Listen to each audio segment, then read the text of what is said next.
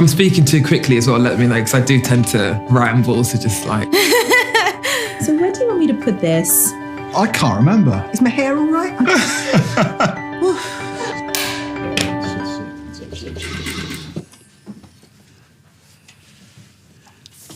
Do you interview me or do I just spout my story? So what year will you remember forever? The year that I really remember is 1966. I set sail from Vancouver to Panama, which is 4,000 miles, but we had no motor and tiny little boat. 1970 was the year I married my Guyanese husband, and we went to church with me riding on the back of his bicycle. I'm not looking at this one, I'm looking at this one. I think my most amazing year was 1978. Travelled from London to Kathmandu, 19 countries if I recall correctly, and at the end of it I had a 10-day walk to Base Camp Everest. Just amazing. In the year 1979, I left London on a Freddie Laker flight for £80 to Los Angeles and ended up involved in the punk music scene in San Francisco. In 1981, I saw the migration of the animals from the Mara to the Serengeti, and it has inspired me to travel and see new things ever since. I'm known as the only bearded astronaut, and even to this day, I'm the only person ever allowed to go to space with a beard. It's well, a year I'll never forget was 1984, the 5th of October, when I launched into space. And when you're sitting on that launch pad and they light up, you may not know where you're going, but you sure know you're going somewhere.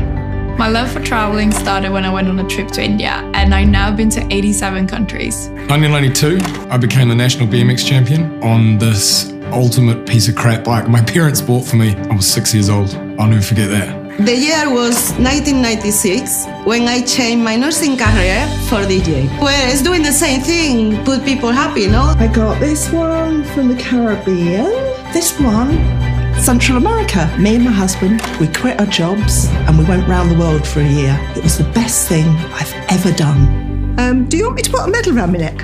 When I was 52, I joined a synchronised ice skating team. And 16 medals and wonderful friends and amazing experiences later, that decision changed my life. I remember the year 2000 because that was the year I stole my sister's sewing machine, and now I have a career in fashion. The year that I danced in Rio Carnival completely changed the rest of my life. I went from never having danced before to now running my own samba dance company. I rowed across the Atlantic with my mum and we made it into the Guinness Book of World Records as the first mother and daughter to row any ocean ever. I became the first person in my family to graduate from university, and I brought home this bad boy. This lady from the orphanage came, with my little girl in her arms, our eyes locked straight away. It was magical. I mean, I recognized my daughter, and I know she recognized me as a mom. We went to Paris for a weekend and saw that they had this male synchronized swimming team. First of all, I'd never seen it before, so it was all like, first of all, very hot French men in Speedos doing what was very masculine synchronized swimming, which was like, what is that? I want to do that. 2010, I started the UK's only male synchronized swimming team. Sometimes I waffle, and I hate waffling.